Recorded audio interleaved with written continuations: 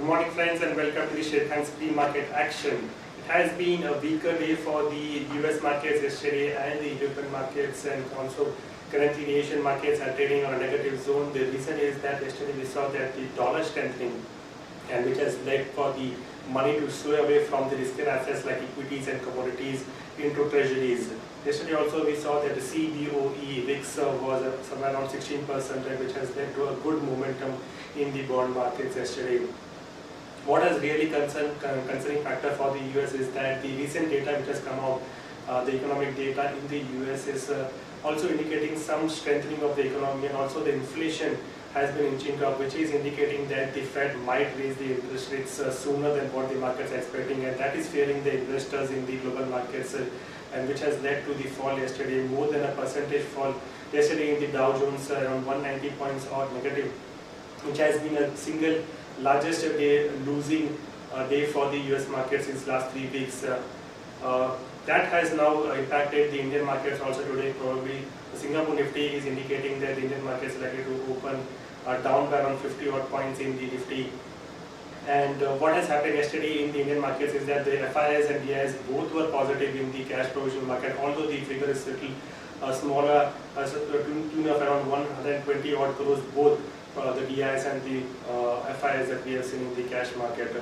Going ahead, the important trigger would be for the Indian markets is the RBI monetary policy on 2nd of June, and the result season has yet is almost over. Some of the other companies which are like to come out with the results, we will be discussing that in the presentation today. So overall, let's have a view on the overall markets based on the derivative analysis. Good morning friends, let's have a view on derivatives. The Indian benchmark indices extended their losses in yesterday's trade also. As you have seen, the Nifty started the session on a flattish note, but initial number of trades, it was trading in a narrow range of approximately 15 to 20 points. Later, selling pressure was visible in many of the blue chip counters like Vedanta, ONGC, Tata Motors, due to which Nifty hit a fresh intraday low at around 8310 odd levels. As huge additions were seen in 8300 put option, due to which Nifty has taken support at 8310 odd levels, and from there it recovered sharply and ended the session at 8337.90 levels with a loss of 0.37%. In this period, we have seen that short positions were built up by market participants as open interest increased by 5.73% from 1 crore 66 lakhs to 1 crore 75 lakhs. Approximately 9.51 lakh shares were added in open interest, and Nifty futures price decreased by approximately 30 rupees. On the other hand, cost of carry also decreased by 21.28% from minus 2.62 to minus 3.17. Also, Nifty futures remained at a discount of 1.45 odd levels. On the other hand, PCR is decreased by 3.88% from 1.03 to 0.99, which is clearly indicating that call option has seen good build-up in yesterday's trade. As markets were falling, huge additions, huge short positions were built up in call option. India VIX was up by 0.89%. It is increased from 16.92 to 17.07 odd levels. On the options front, we have seen that 8,300 call option has added 20.19% shares in open interest. Currently stands with 21 lakh shares in open interest, followed by 8,400 call option, which has added 18.81% shares in open interest. Currently stands with 48 lakh shares in open interest. On the put option side, we have seen that 8,300, which has highest number of shares in open interest. Yesterday, we have seen unwinding activity in 8,300 put option, which we have seen a reduction of approximately 6% in open interest, and currently stands with 49 lakh shares in open interest. And people have unwinding their positions from 8,300 put option, and they have added their positions in 8,200 put option, which we have seen it has added approximately 11.25% shares in open interest, and currently stands with 47 lakh shares in open interest. Looking at the overall options activity, huge short positions were built up in call option side 8,300, 8,400, and now 8,300 put option has seen unwinding activity. So it is a negative sign for the market going ahead. On ban period front, there are two securities in ban period today. One is MTech Auto and second is Indiabulls Real Estate. And yesterday, FIs were net buys of 215.67 crore index futures. Overall, we have seen that open interest is increased by 11% in index futures. Their FIs have created mixed positions, long and short position in index futures in yesterday's trade. They were net sellers of 234.87 crore in next options. They were net buyers of 192.89 crore in stock futures, and they were net sellers of 6.39 crore in stock options. A 5-day CVM stands at 8,400. Our higher range would be 8,400, which may act as a stiff resistance going forward, and lower range would be 8,300. And currently Singapore Nifty is down by 54.50 points, which is at 8299.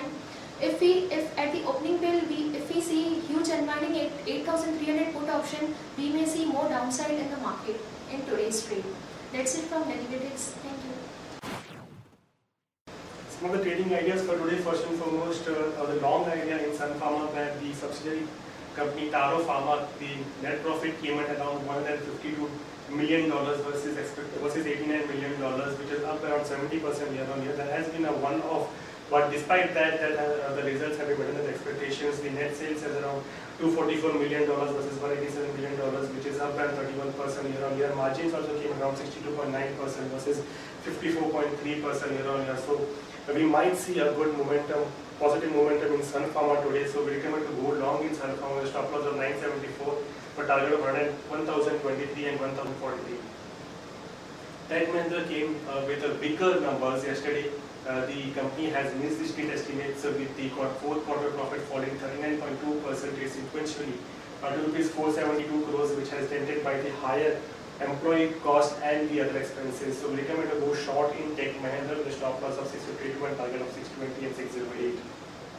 On the news update, Cotton Mills has bagged an order in Portugal to supply data concentrator units, a system used in smart grids to the Energians there Portugal. The order would be serviced by the Cotton Mills subsidiary in Spain, Z4. CCI has cleared Balasubramanian Alloys' proposed acquisition of Odisha unit of Rohit Ferrotech. Reliance Industries to hold an annual general meeting on 12th of June. Alibaba, the biggest e-commerce company in the world, has tied up with the Gurgaon-based all-cargo logistics overseas subsidiary ECU Line to ship LCL consignments to India. The tie-up is also likely to mark the first step in the all-cargo logistics plan foray into the e-commerce. The online retail industry, valued at $1 billion 2 years ago, is expected to reach $32 billion over 2 lakh crores in 2020, which is positive for all cargo.